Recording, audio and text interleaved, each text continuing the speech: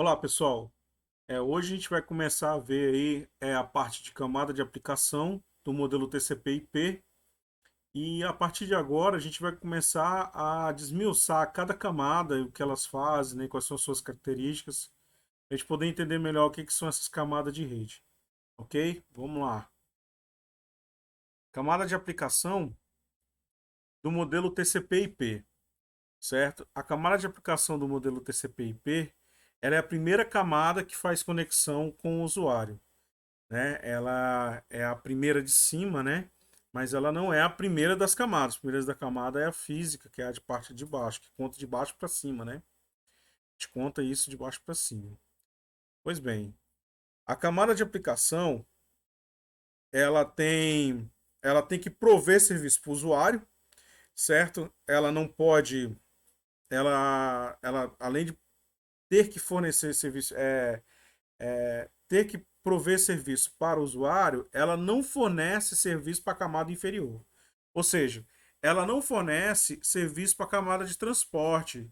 Isso dá uma inteira liberdade para você criar vários protocolos nessa camada, né? Então você pode criar aí protocolos, protocolos distintos para qualquer tipo de aplicação ou coisas que você vai utilizar, certo? Que não precise necessariamente se preocupar com a camada de transporte. Por isso que ela é muito versátil, né? Ela é uma camada versátil onde você pode tirar e colocar, criar novas, né? Seus protocolos podem ser facilmente removidos, tá certo? Então, tipo, um protocolo ele deixou de ser, ele foi descontinuado, né? Descontinuado, porque surgiu um novo protocolo que faz o processo que esse específico protocolo fazia, certo? Faz melhor, faz em menos tempo, ou sei lá, ou é mais seguro, não sei. Enfim, então você pode descontinuar um protocolo porque exatamente ele não depende da camada de transporte para ele poder existir. É óbvio que ele vai utilizar de alguns critérios da camada de transporte. A gente vai ver depois, mais tarde, que na verdade ele vai precisar dos protocolos da camada de transporte para funcionar. Mas ele não necessariamente ele presta algum tipo de serviço para a camada de transporte e deixando ele dependente da camada de transporte. Ou seja, a camada de aplicação ela é a única camada onde existem protocolos que são independentes da camada de transporte, certo? Então, podem ser retirados, podem ser adicionados e assim vai. É, Existem dois tipos de protocolos dentro da camada de aplicação. Eles são os padronizados e os não padronizados, né?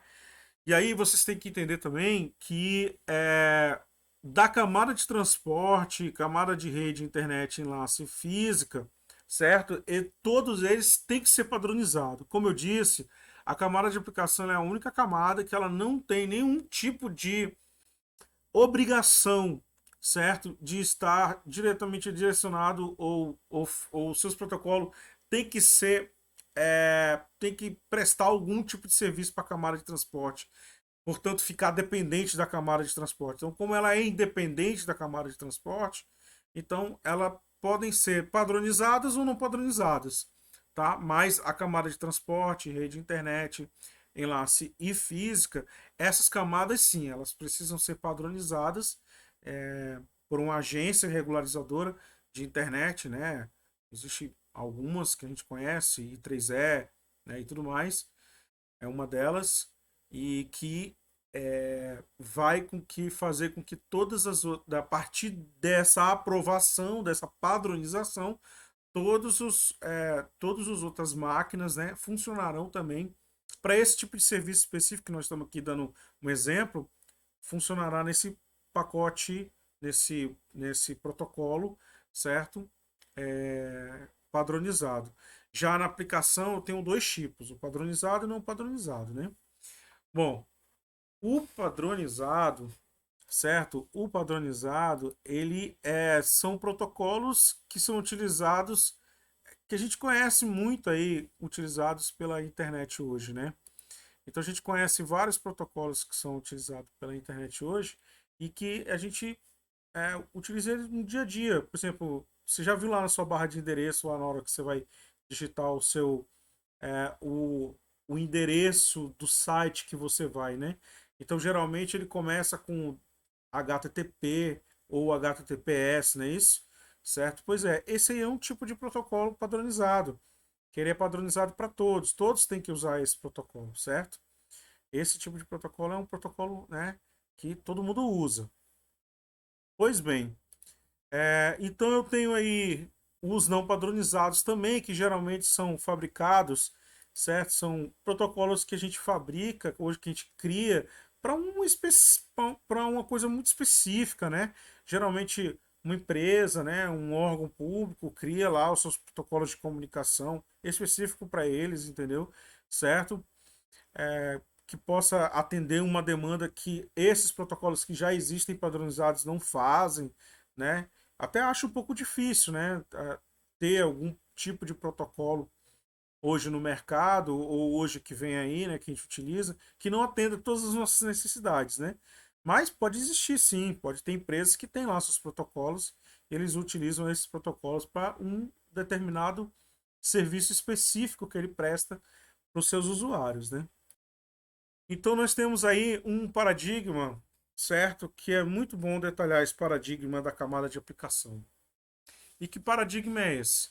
É um paradigma em que eu tenho do lado A, né? Eu tenho do lado A, ou seja, eu tenho deste lado aqui, certo?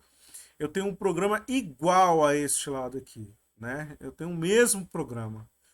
Por isso que a gente diz que nas camadas de redes, né, seja ela modelo OSI, seja ela modelo OSI ou seja ela do modelo TCP/IP, por mais que tenha as camadas e que você passe por elas, né, cada pacote passa por elas, né, e interagem entre si, no final das contas, a aplicação vai conversar com a aplicação, certo? Então, a aplicação sempre vai conversar com a aplicação. Por quê? Porque eu tenho um programa aqui desse lado e eu tenho o mesmo programa aqui desse lado, certo?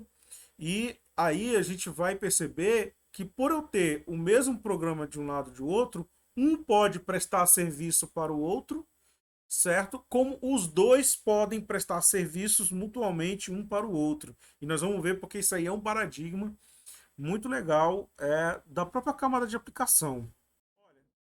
Ambos, ambos os paradigmas, certo? Ambos os paradigmas que nós vamos detalhar agora, certo?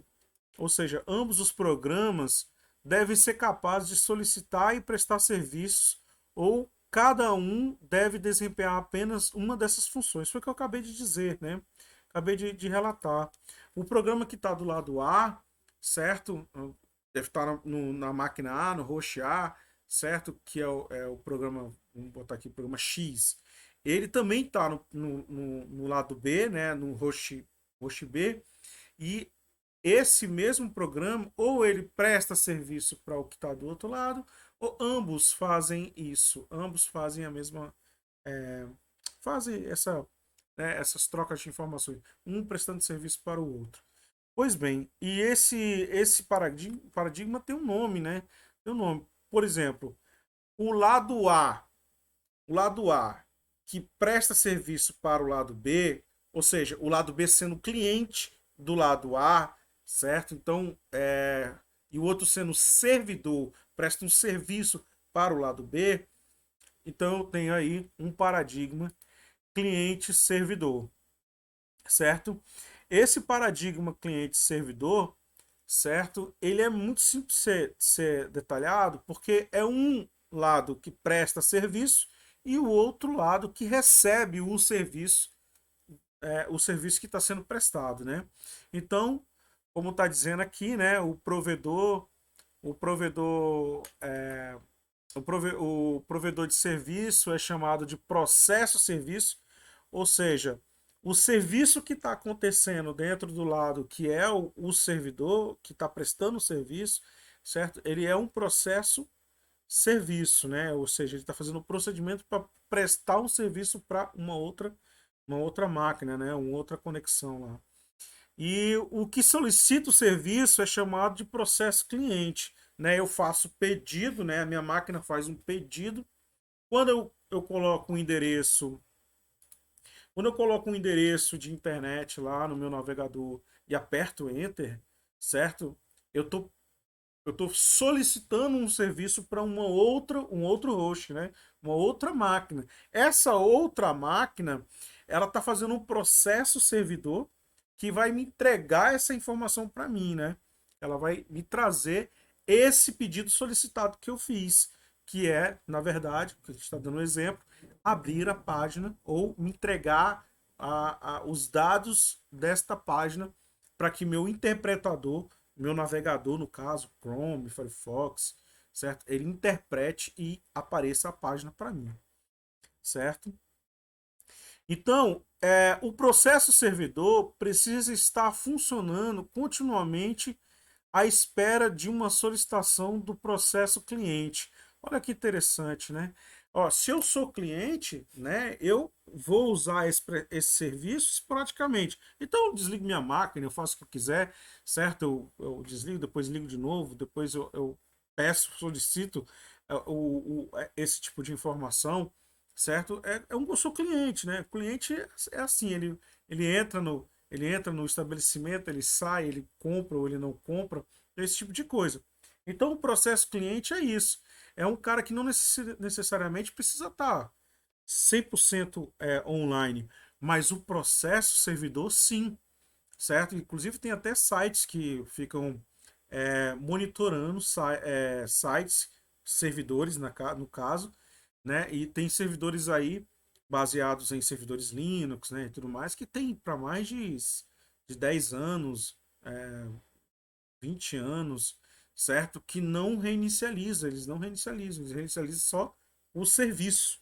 Mas desligar e ligar de novo a máquina, muito pouco provável, certo? Então tem essa quantificação, né?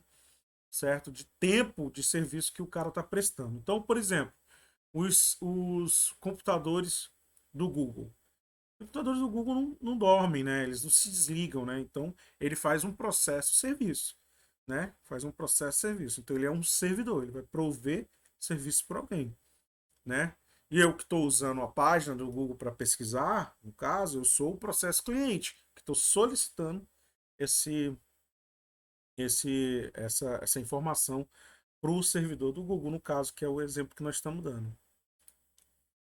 Bom, o papel de cada um exerce totalmente diferente do outro, né? Por exemplo, quando eu estou solicitando alguma coisa, eu estou fazendo um processo distinto daquele que vai me fornecer o serviço, né? Daquela máquina que vai fornecer o serviço. Quando eu digo eu, é a minha máquina, né? Eu estou digitando e aperto Enter, beleza? Isso sou eu que faço.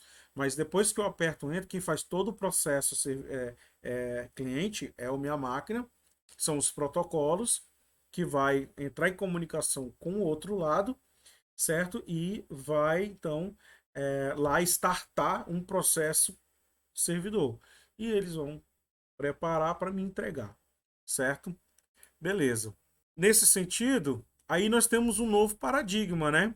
Que é o paradigma peer-to-peer. Esse paradigma de peer-to-peer muita gente já conhece como P2P. Um programa muito conhecido de todo mundo que trabalha dentro desse peer-to-peer é o Torrent, né? Ele trabalha com esse tipo de protocolo, com esse tipo de, de filosofia, podemos dizer assim, não, paradigma, né? Para pá. Bom, surgiu para atender as necessidades de mais aplicações, né? Como essa que eu acabei de dizer, do Torrent, né? Vamos lá. Se eu tenho um servidor que tinha vídeos, né? Muita gente pegava o torrent para baixar vídeos, né? Para baixar filmes. Então, se eu tenho um servidor que esse servidor tem lá o filme X específico lá que eu estou dizendo, certo? A história da informática, ele tem lá o filme História da Informática. Se 300, 400, 1000 pessoas acessarem ao mesmo tempo esse servidor, certo? E tentar baixar esse arquivo específico, certo? Esse arquivo específico de lá, o que vai acontecer? Vai acontecer um gargalo, né? vai acontecer de um é, o trânsito de pacotes, né? O trânsito vai ficar intenso, né? Então vai haver um engarrafamento ali né, de gente tentando acessar o arquivo e pode ocasionar N coisas, né? Certo? Tem um tipo de ataque de internet que chama ataque de overflow, né? Que é você jogar milhares de pacotes para o servidor e aí você acaba espocando a banda, né? Espocando a entrada lá e com isso o serviço trava, né, do servidor, né? E muitos hackers conseguem acessar certas informações nesse momento que trava tudo. Então, chamado ataque de overflow. Mas hoje os firewalls, né, da vida já tratam bem esses ataques de overflow e não deixa isso acontecer. Mas é importante saber que nós temos aí um problema, né? Temos um problema, que é o problema de gargalo de muita gente estar usando o coisa.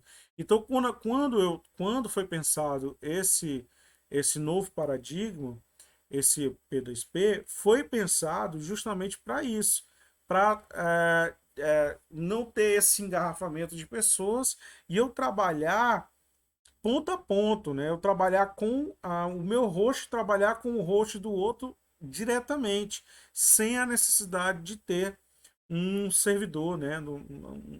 Algum intermediador que trabalhe esse meio campo aí para poder pegar o arquivo para mim. Tá entendendo? Então, qual é a característica principal desses dois? A característica principal desses dois hosts que trabalham P2P é que os dois trabalham os dois lados. Trabalha tanto o processo servidor quanto o processo cliente. Então, os dois trabalham a mesma coisa, certo? E nesse caso, já que os dois trabalham a mesma coisa, não existe a necessidade de um processo servidor, né? Na verdade, né? Se a gente for pegar assim, bem dito mesmo, a gente só tem o processo cliente, que é eu solicitando para outro cara e o outro cara me trazendo, me dando as informações necessárias que eu estou pedindo. A responsabilidade de compartilhar entre os pares, entre os nós, né? Então, ou seja, eu estou pegando um pedaço no caso do torrent, né? Eu estou pegando um pedaço de um arquivo do filme com a máquina 23 ali de fulano de tal, pegando outro pedaço do filme com a máquina 45, pegando outro pedaço do filme com a máquina 62, né, para juntar depois todos esses pacotes e fazer e formatar o vídeo, né, fazer o vídeo, né, tipo, né, fazer a junção para o arquivo inteiro do vídeo. Ou seja, mas essa comunicação entre eu e todos esses agentes é ponto a ponto, é par a par, né? Que é esse conceito P2P que nós estamos vendo aqui agora. Para nós entendermos melhor como se dá o paradigma cliente-servidor, né, vamos seguir aqui o desenho de uma rede de computadores aqui muito simples, onde eu tenho um servidor, que está acontecendo aqui o processo servidor, certo? E eu tenho aqui o processo cliente acontecendo aqui, eu tenho um cliente acontecendo aqui, certo? E depois eu vou explicar o paradigma P2P, como acontece né, especificamente nesse diagramazinho que nós estamos criando aqui. Bom, essa rede daqui é uma rede LAN, né? Porque eu tenho um switch aqui, né? Sabe que aqui é uma rede LAN, certo? Porque eu tenho um switch. Então, desse servidor aqui, certo? Eu vou até fazer aqui com outra caneta, para a gente poder fazer isso aqui com mais. Vamos lá. Ó, aqui, ó,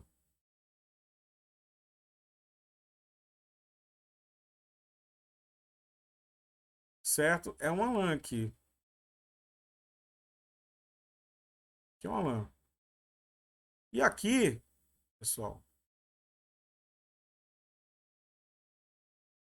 também é uma LAN.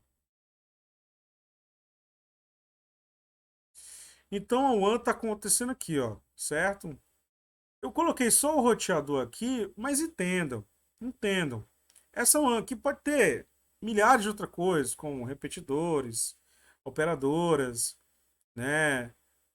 Estamos falando de um N coisas. Inclusive, o que que eu poderia fazer aqui para melhorar, né? Poderia fazer aqui para melhorar isso aqui.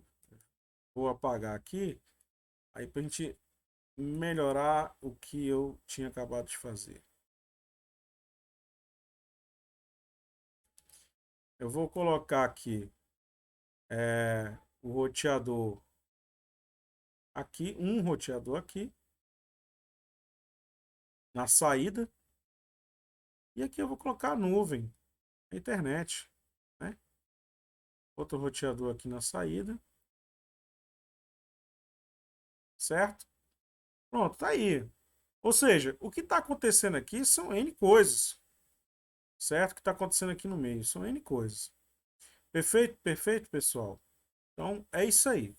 Então, para nós entendermos legal, o processo cliente, certo? Ele está aqui enviando, ou seja, se eu tô aqui, se eu sou o cliente aqui, esse cliente aqui é o cliente A, certo? Solicitando um pedido, então eu estou enviando aqui um pedido para até chegar aqui. E aqui o servidor, o processo servidor fez, processou, certo? E mandou para mim, mandou para cá um processo cliente, certo? Um processo cliente, para então acontecer tudo aqui na minha máquina, ok? Isso também pode acontecer é, dentro da internet. Mas como é que acontece na internet? Pois bem, eu tenho um cliente aqui, certo? Esse aqui é o cliente B1, esse aqui é o cliente B2.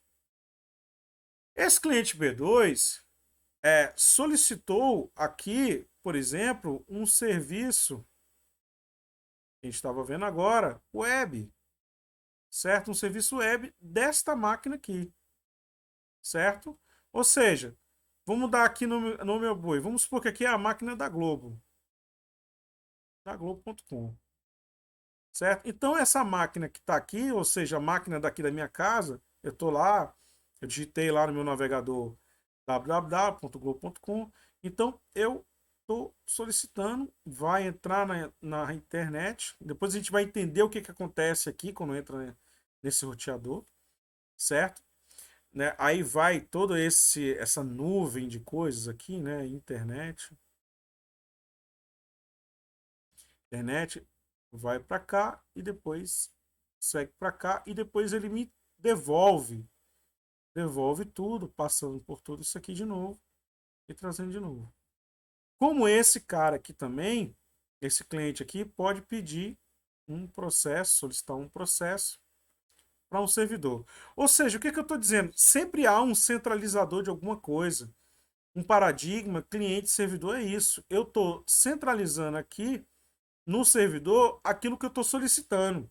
Então, qualquer máquina que está aqui, que queira pegar esse serviço que está aqui, ele vai solicitar uma máquina só. Já no paradigma peer-to-peer, certo? Uma conexão aqui, ela pode acontecer diretamente com uma outra máquina, certo? Sem a necessidade de passar pelo servidor, porque eles usam, certo, o P2P, certo? Quem é que está característico disso aqui? É o torrent. O torrent é característico disso, certo? Ele faz isso.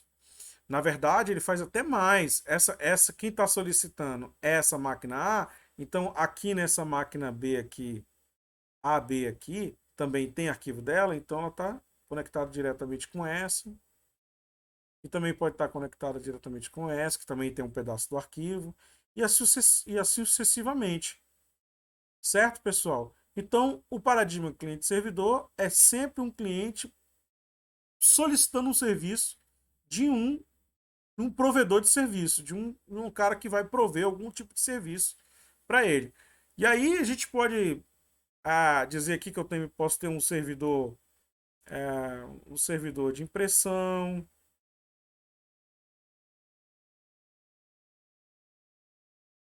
impressão. Eu posso ter um servidor de arquivo, certo? Eu posso ter vários tipos de servidores, né? Ou posso ter um servidor só que provém todos esses serviços. Não é comum, tá? Não é comum. Geralmente é melhor você dividir os serviços, né? Separar os serviços. Eu posso ter um servidor de servidor web, como é esse cara aqui que vai prover as páginas, nesse caso da Globo.com ali que eu estou detalhando, certo? Então acontece mais ou menos por aí. Ok, pessoal? Para a gente entender um pouco mais sobre alguns protocolos, certo? E a gente ter mais noção do que a gente está falando aqui, eu vou listar alguns protocolos, certo? Para a gente poder saber mais ou menos como eles funcionam e vocês entenderem o que eles são. Eu não vou conseguir mostrar todos os protocolos existentes, porque existem milhares de protocolos, né? Existem mais de 1000 protocolos diferentes, certo? Então, a gente tem bastante protocolos. Então, não tem como eu entregar todos os protocolos e dizer exatamente o que cada um deles fazem, porque fica até um trabalho um pouco que, assim, não é impossível, mas é longo, né? Mas eu vou tentar listar aqui alguns protocolos, principalmente os principais, né? Os principais protocolos que são trabalhados com a rede de computadores, para a gente poder tá bem tranquilo nisso aí. Bom, a gente tem o www, né? O World Wide Web. Quando a World Wide Web foi criada, certo? Ela pensou, o criador pensou em disponibilizar, certo? Disponibilizar conjuntos de arquivos, né? Para as pessoas que estão acessando, né? E aí, o que aconteceu com isso? Ele acabou criando um serviço cliente-servidor distribuído, certo? Onde eu poderia ter em uma máquina vários arquivos de um site, na outra máquina de outro site, na outra máquina de outro site. Então, quando eu fosse pesquisar uma determinada coisa, um elemento, eu já ia direto, né? Já ia direto buscar naquele site essas informações, certo? Então, ou seja, a www atual é um serviço cliente-servidor distribuído. Distribuído porque utiliza vários sites nesse processo, não é verdade? A gente pode acessar a página principal, depois acessa uma página interna. Isso dá a entender de links, né? Um link chamando outro link, de página chamando outra página, esse tipo de coisa. Cada site possui um ou várias páginas, né? Então a WW, quando ela veio para isso, né?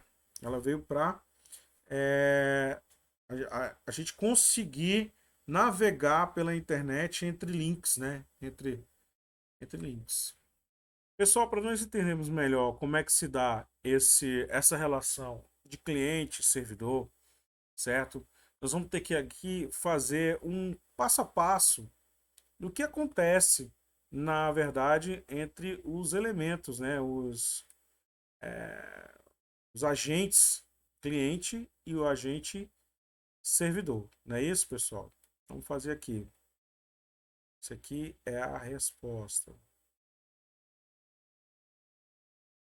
Vamos lá. Ó, o cliente vai fazer um pedido, certo? Fez um pedido aqui, ó. Fez um pedido para o servidor 1, certo? Aqui eu estou falando aqui do servidor web, tá, pessoal? Ou seja, é aquele servidor que vai carregar uma página de internet para mim na minha máquina. Então, eu estou fazendo aqui para o servidor 1. Vamos supor que esse aqui seja da Globo, né? E esse aqui seja do Terra, certo? Estou acessando a página aqui da Globo e tal, certo? Então, aqui ele vai preparar aqui esses arquivos. Então, eu estou solicitando, certo? Esse conjunto de coisas que já está carregado na memória dele, certo? Aqui na memória RAM dele, né? Já está carregado aqui. Então ele vai me dar a resposta. Então isso aqui é a resposta 1. Bom, aí eu acessei a página A lá e eu entrei num link lá, um link X lá. Entrei no link X lá, que tinha lá. Que vai me levar para uma segunda página, certo? Pois bem, esse link X, certo? Foi o pedido aqui que eu fiz. Ó. Cliquei no link. Aí chegou lá. Aí ele vai me dar a resposta. Então, aqui é a resposta 2. Aqui é o pedido 2, resposta 2. Pois bem, não achei aquilo que eu queria. Não tinha aqui na página do Globo.com, não tinha. Mas alguém me disse que tem na página do Terra, uma notícia que eu queria ver. Então eu fiz o pedido 3 aqui, ó. Pedido 3 para o Terra. E a resposta 3 veio, certo? Com aquilo que eu queria. Ok? Claro, cada resposta dessa aqui vai gerar uma coisa na minha máquina, né? Gerar ali um arquivozinho na minha máquina. Beleza? Então, é mais ou menos assim que se dá os pedidos. É um pedido, uma resposta. Pedido, uma resposta. Certo? Entre os agentes que estão se comunicando. Ok? Nesse caso, eu estou falando aqui do nosso servidor web. Tá, pessoal? Cliente web e cliente servidor está dentro desse conjunto de coisas aí da www, né, da World Wide Web, aonde o cliente web é aquele cara que ele primeiro vai passar por três fases, né, o cliente web, que é uma fase é o controlador, depois é o protocolo do cliente, depois o interpretador, certo? E o servidor web são onde estão as páginas armazenadas, né? Então, as páginas ficam armazenadas dentro de uma máquina que vai prestar esse serviço web, certo? Ou seja, quando eu navego na internet, eu estou navegando por servidores web, né? Por servidores e máquinas e hosts que têm as páginas lá guardadas. Então, quando eu estou navegando na internet, eu estou exatamente acessando essas máquinas, certo? Então, armazena na memória RAM para obter velocidade de requisição do cliente web. O que, que isso quer dizer? Quer dizer o seguinte: como o servidor web, como o nosso processo servidor, ele é um processo que ele não tem fim, tem que estar full time, 24 horas funcionando, certo? Ele acaba que precisa pegar todas as informações que ele necessita de prestar serviço e colocar na memória. Então, quando a gente está falando de um servidor web, nós estamos falando de um servidor em que toda a página daquele site está já carregada na memória, pronta para quem vier buscar, né, quem acessar essa máquina para acessar essa página, já vai pegar diretamente da memória essa página. Então, quando eu coloco lá www.globo.com.br, aperto um Enter, isso quer dizer que quando eu solicitei, já estava carregado na memória do servidor da Globo, toda a página deles, certo? Então, para prestar aquele serviço, ele já disponibilizou imediatamente para mim, porque fica muito mais rápido do que ele ter que buscar dentro do HD, carregar na memória, para depois ele disponibilizar isso, certo? Como informação para quem está solicitando. Então, isso é importante entender que então o cliente web ele vai ter por um lado um controlador, certo? Vai ter um protocolo cliente, certo? E vai ter um interpretador. Vamos lá. O controlador. O controlador é o seguinte: eu preciso controlar o meu fluxo de coisas que eu estou fazendo. Ou seja, ou se eu estou recebendo coisas, ou se eu estou enviando coisas. Então eu tenho que ter um controlador, certo? O protocolo cliente é o protocolo que eu estou usando ali no momento com todas as regras necessárias para que o outro lado entenda. Né? Lembra que a protocolo é a linguagem, né? É a linguagem. Então, se eu falo português e outra pessoa que está aí do outro lado também fala português, ela vai entender. Porque a nossa linguagem, certo, é a mesma. Então, protocolo cliente ele tem que estar bem relacionado com o protocolo servidor do outro lado. Um interpretador é o nosso navegador, certo? É aquele cara que vai interpretar tudo que trouxer do meu servidor web, né? Que vai trazer do meu servidor web. Então, quando eu tô aperto lá www.globo.com.br e isso carrega na minha página, ali carrega no meu navegador. Então, o ato de carregar, certo? É o ato de interpretar todos os códigos que tem ali, certo? E aparecer para mim. Depois a gente vai ver um pouco mais aí sobre algumas linguagens que existem, mas que não é o fim do curso, é, mas a gente pode até listar depois algum deles, certo? Entre eles tem HTML, CSS, JavaScript, né? Certo? Java também, pode ser Asper, pode ser PHP, tá entendendo? Então, a gente tem várias linguagens aí que trabalham com interpretadores. Então a gente tem lá o Internet Explorer, é um interpretador, a gente tem o Firefox, é um interpretador, certo? É o Chrome, né, da Google, é um interpretador, o Opera é outro interpretador, certo? Então nós temos vários navegadores que interpretam esses códigos para aparecer a página para a gente. Tá bom, pessoal? Pessoal, no nosso processo cliente, certo? Ali no nosso. A gente solicitou um pedido ali para Globo.com e aí trouxe, não é isso? Nesse processo cliente aí, eu tenho que entender algumas coisas, né? Uma delas é o seguinte: aqui eu tenho meu navegador. Esse meu navegador pode ser o quê, né? A gente pode ser o Chrome, né? Pode ser o Chrome, pode ser o Internet Explorer, pode ser o Firefox,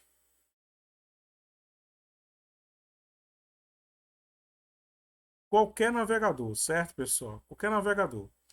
Então eu tenho o teclado que eu vou digitar as coisas, um controlador disso, né, onde ele vai controlar os protocolos que estão sendo utilizados e como está sendo utilizado e o que é cada um deles, né? Então o meu navegador ele tem esse potencial de, por exemplo, se for um SMTP, que é um protocolo de e-mail, certo? Então ele vai interpretar o SMTP e todo o mecanismo do SMTP do protocolo para que o meu interpretador, certo? Certo? Meus interpretadores, que é HTML, JavaScript, Java, consiga mostrar para mim no meu monitorzinho aqui, certo? No meu monitorzinho. Então isso é importante entender. Então chegou uma informação nova, então o controlador também vai controlar, certo? O que é informação nova? Que informação é uma página que eu solicitei anteriormente? Ou seja, ou eu estou enviando a solicitação ou estou recebendo. Quando eu estou enviando pelo hipertexto, HTTP. Quem faz isso? O controlador. O controlador faz isso, certo? Ele controla esses envios, o momento que vai, quando vai, certo? A sequência que vai, coisas que são descartadas, que eu não estou pedindo na hora, pode ser que apareça, tá entendendo? Porque, na verdade, atrás de um navegador pode estar acontecendo outras coisas também, certo? Ele pode estar carregando um plugin, pode estar carregando uma série de outras coisas, certo? Então, o controlador vai fazer isso. O controlador vai fazer isso para que um interpretador, que é o que tem dentro dos navegadores, que é um interpretador, seja de HTML, Java, JavaScript e tudo mais, ele consiga carregar no meu monitor. Então é basicamente isso. Para a gente aprofundar mais sobre o que a gente está falando, certo? A gente tem que entender melhor como se dá esse endereço, né? Esse endereço que a gente digita, certo? A gente digita lá www.terra.com.br. Então esse endereço, ele tem lá suas características, né? A gente precisa entender melhor que são essas características desse endereço. Primeiramente, a gente chama isso de URL, né? URL. Ou seja, é um localizador uniforme de recursos. Né? O nome já está totalmente já dizendo o que na verdade ele é. Né? Ele é um localizador, ou seja, se eu estou dando aquele nome para alguém, então eu estou dizendo, olha, eu estou atrás desse cara aqui. Quando eu coloco lá www.globo.com.br, eu estou atrás da Globo. Né? Então, quando eu solicito isso, certo? Então, alguém vai pegar para mim todas as informações ou vai me levar até lá, até o servidor web da Globo, para a Globo poder me trazer o servidor web da Globo, poder carregar tudo para mim e o meu interpretador desse lado aqui interpretar, certo? Então a URL ela é composta, certo? Por esse protocolo, né? O HTTP, certo? Ele também é composto por esse protocolo também aqui, o www, o World Wide Web, certo? Minha página, né, que é a parte onde está o nome da página, .com.br. Bom, uma parte precisa ter um identificador único necessário, uma página, na verdade, desculpa. Uma página precisa ter um identificador único necessário para distinguir dos outros, né? Ou seja, quando você pesquisa globo.com, ele não vai te levar para o wall.com, porque o nome é único, certo? Para globo.com. Então ele precisa de um identificador único. Ele é composto por quatro partes, tá? Um pelo host, que é o endereço IP, certo? Ou único dado do servidor, né? O nome único dado ao servidor. Quando eu digo globo.com.br, pessoal, entenda que eu estou, certo? Eu estou necessariamente, quando eu digo aqui, ó, globo.com.br, certo? Quando eu colocar aqui, eu estou dizendo o nome da máquina da Globo, certo? Globo.com, não é isso? Só que na verdade é um IP que está lá, certo? É um endereço numérico, que depois nós vamos ver direitinho o que é composto esse endereço numérico, certo? Bom, esse endereço numérico ou o nome único dado ao servidor, no caso que a gente está dando o exemplo do globo.com.br, ele também vem junto com uma porta, certo? Qualquer serviço que você trabalhar dentro da internet é trabalhado dentro de uma porta. Por exemplo, se você vai baixar um arquivo por meio de um outro protocolo chamado FTP, você vai trabalhar numa porta 21. Se você vai acessar uma página na internet, certo? Você vai acessar essa página na internet por meio do protocolo, certo? Protocolo HTTP, certo? Que é esse protocolo que nós estamos vendo aqui, e que ele vem pela porta 80, certo? E aí nós temos que entender também que logo após nós vamos ter o caminho, né? O caminho, o local onde se encontra o arquivo, seja na pasta ou somente o nome do arquivo. Nosso protocolo de hipertexto. Hipertexto, então eu estou navegando por ele, né? Ele é o protocolo, como eu disse anteriormente, orientado à conexão, né? Isso? Conexão. Se eu sei que ele é a conexão, então ele vai exercer um papel de fazer a conexão perfeita com o meu outro lado, né? Esse com o meu outro lado. Bom, para dividir, separar, eu tenho aqui, né? Essa aqui é a minha URL, né, pessoal? URL, né? Então, eu tenho o HTTP aqui, eu tenho o meu protocolo World Wide Web, certo? Que é a internet propriamente dita. E o que é a internet propriamente dita? É o conjunto de serviços ou, ou, ou paradigma cliente-servidor distribuído, né? Onde eu posso ter dentro de uma máquina lá X uma página A, certo? E no outra máquina lá Y, certo? No outra máquina lá Y, ok? Eu posso ter a página B lá, certo? Ou seja, a World Wide Web me oportuniza eu por links. Então aqui, ó, página B. Acessei a página B, acessei esse servidor aqui, certo? Página A, acessei esse cara aqui, esse servidor aqui. E assim vai, certo? Aí eu tenho o nome único da página, que aqui no caso, vamos colocar aqui Globo, certo? Mas entendam, esse conjunto de coisas aqui, ó, na verdade é até aqui, ó. Deixa eu apagar isso aqui. Opa, acabei apagando demais. Não, aqui, pronto. É, isso aqui, isso, pronto. Esse esse cara aqui, ó, daqui para cá, ele é um número, é um número. Que quem vai interpretar esse número é o DNS. A gente vai ver agora depois, certo? Então ele pode fazer de número para nome, né? Como pode fazer o inverso, de nome para número, certo? Essa troca. A gente vai entender como é que funciona mais ou menos isso aí, ok? Bom, e aí eu tenho aqui meu nome único, né? O único que eu tenho, por exemplo, a Globo, só a Globo tem o nome dela. Nenhuma outra pessoa tem registrado, certo? Oficialmente, globo.com, certo? E que não seja a própria Globo, ok? Aí eu tenho aqui com. O que é com? O com é de comercial. De comercial, certo, pessoal? Quando é gov, é de governo. Quando é de net, certo? Geralmente é de internet, de televisão, esse tipo de coisa. E assim vai. Quando é edu, é de educação, certo? Então eu tenho lá os tipos de domínios para cada tipo de serviço ou cada tipo de páginas que eu estou fazendo, que eu estou criando, certo? No caso, com é de comércio. Bom, IBR, que é o último, é porque nós estamos no Brasil, certo? Acho que isso todo mundo já sabe.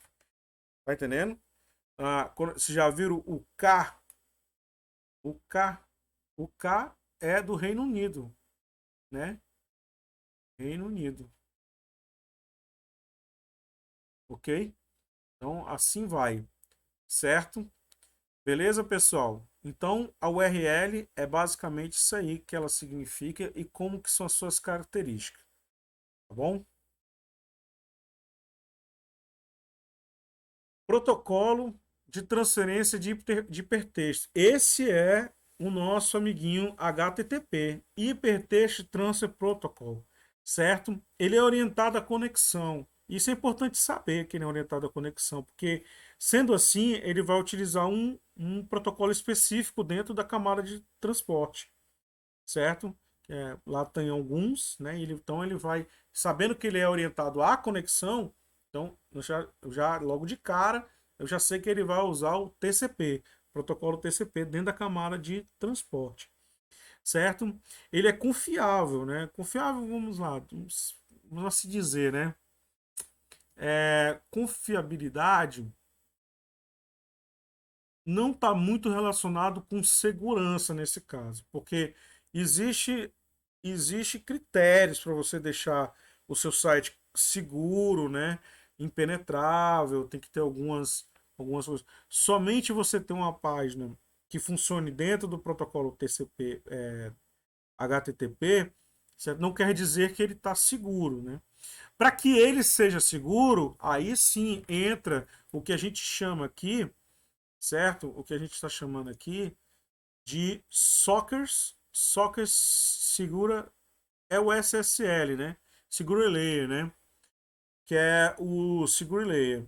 Que nesse caso, acaba que o HTTP aqui, que nós temos aqui em cima, vai ter um S depois. E fica então o HTTPS. Vocês já entraram em site de bancos que tem isso, né? Que tem o HTTPS?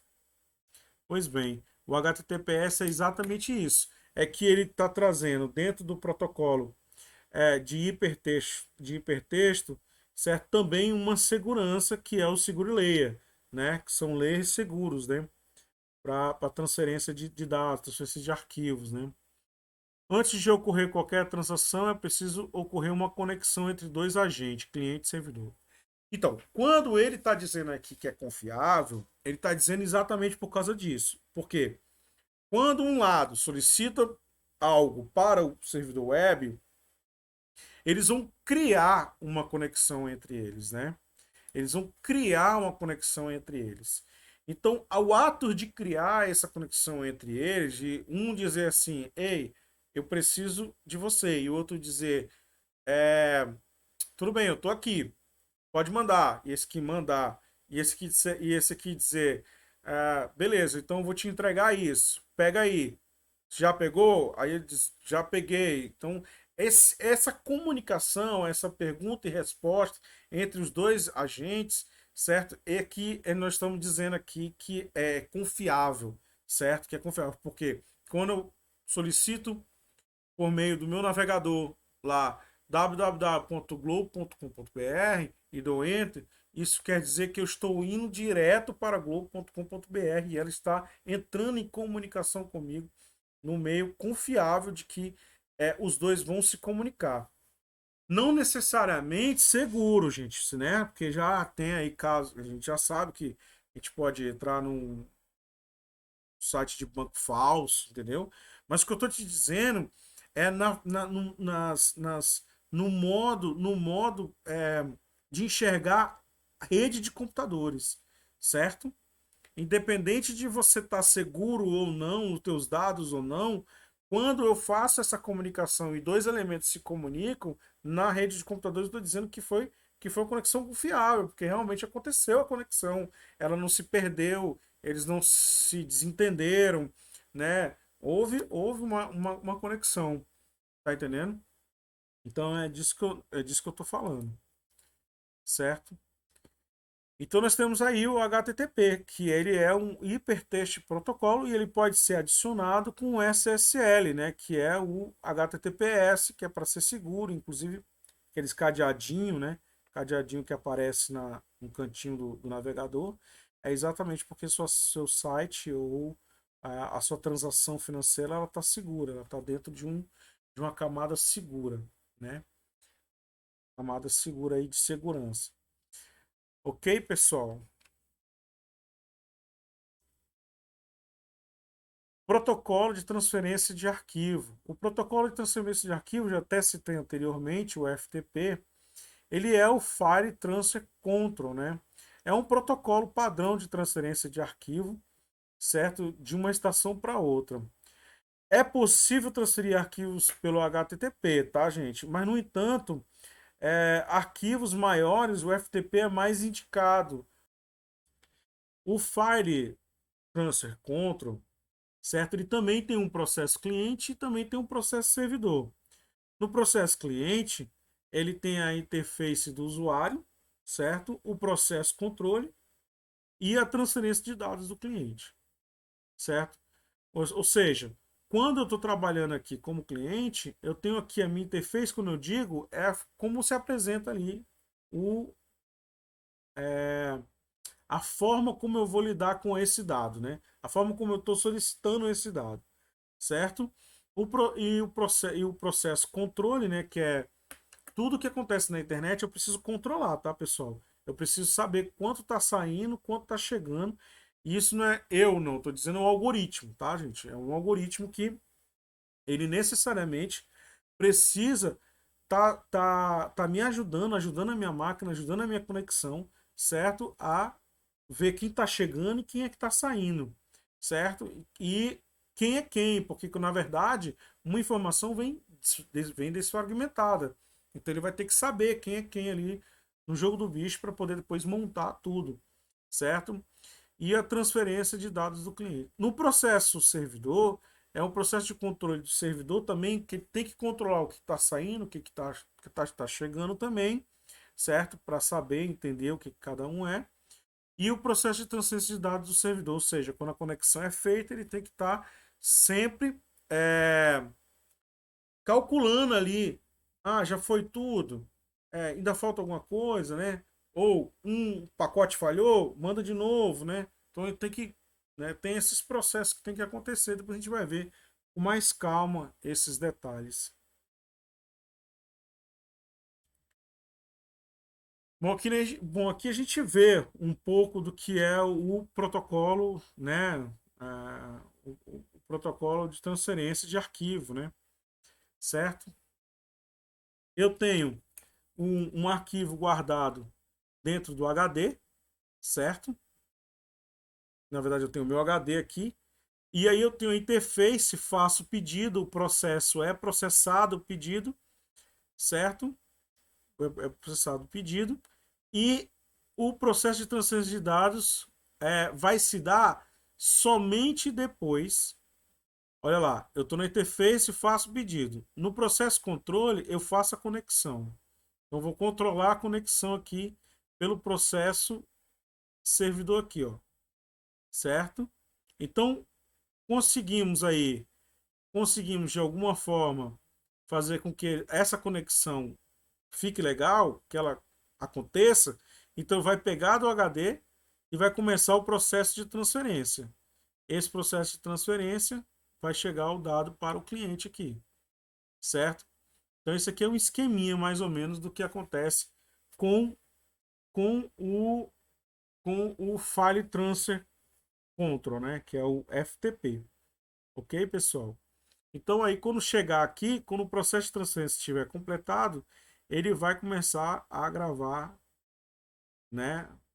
Na verdade, conforme vai chegando os dados, ele já vai gravando no HD, certo? Gravando no HD local do cliente ali as informações que ele foi solicitado. DNS, esse que é muito importante para o nosso curso de rede de computadores, tá? Por quê? Porque ele é o sistema de domínio, né? Domínio de nome, sistema de nomes de domínios. O que que ele faz? Bom, lembra que eu falei lá em cima que, na verdade, quando você digita globo.com.br, certo? O que que você está digitando ali? Você está digitando um nome, né? Mas, na verdade, o nome da máquina da globo.com.br é uma numeração, certo? E quem é que interpreta isso? Quem é que traduz isso? Quem faz essa conversão, né, de um endereço numérico para um endereço mais palpável? E é isso que o DNS faz. Na verdade, é até uma premissa dele, que ele veio que é para facilitar a gente pesquisar. Antigamente, no início da internet, a gente digitava os números. Então, quando a gente começava a digitar os números, eram vários números, né? Então, como é que a gente se organizava nisso? Tinha que anotar os números e anotar o que, que era cada um número. Então, hoje não. Hoje você já sabe que globo.com.br é um site de notícia. Hoje você já sabe que, vamos lá, youtube.com.br é um site de prestação de serviço de streaming, entendeu? Então, tem um nome, né? Hoje tem um nome que facilita tudo, mas esse nome precisa ser interpretado por alguém. E quem é que interpreta isso? É o DNS, certo? Então ali, ó, a rede de computadores foi projetada baseada na rede de telefonia, né? A rede de telefonia não são números? Pois é. Então, portanto, seu suporte é para números, então não para nomes. Lembra? Foi preciso lançar a mão de uma tecnologia de uma forma diferenciada para achar os sites, certo? Porque eram muitas páginas, então era difícil, difícil. Então o nome veio para isso. No entanto, fica difícil decorar vários endereços numéricos e isso fez com que surgisse o DNS para resolver nomes em números e vice-versa. É exatamente o que eu estou dizendo. O DNS veio para isso, para converter números em nomes e converter nomes em números. Certo, pessoal? Como é que ele realmente funciona? Bom, o usuário tem lá um host que ele quer acessar. www, certo? Origens.com, certo? Ele quer acessar essa página. Então ele vai até o cliente de transferência de arquivo, ele entra aqui, certo? Com o nome, ok? Esse nome é transferido para o cliente de DNS, ok?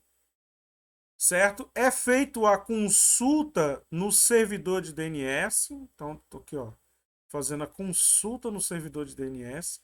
Ele acha lá o origens.com.br e acha o 200.204.13.1, vamos supor, certo? Estou dando aqui só um exemplo, pessoal, ok?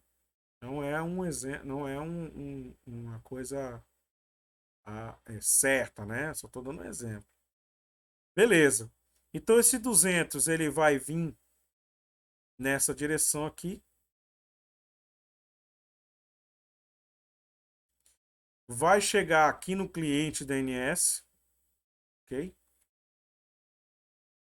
Como endereço IP aqui, ó. Como endereço, que endereço IP é esse? É esse cara aqui.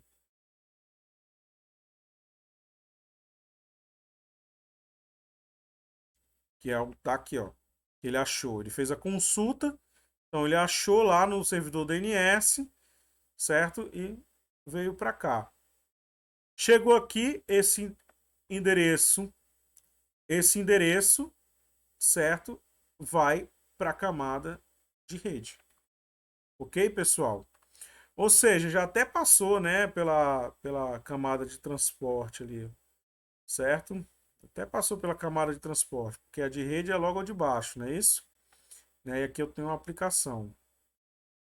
Então, eu estou trabalhando nessas duas orientações aqui, ó, para chegar até aqui, ó, certo?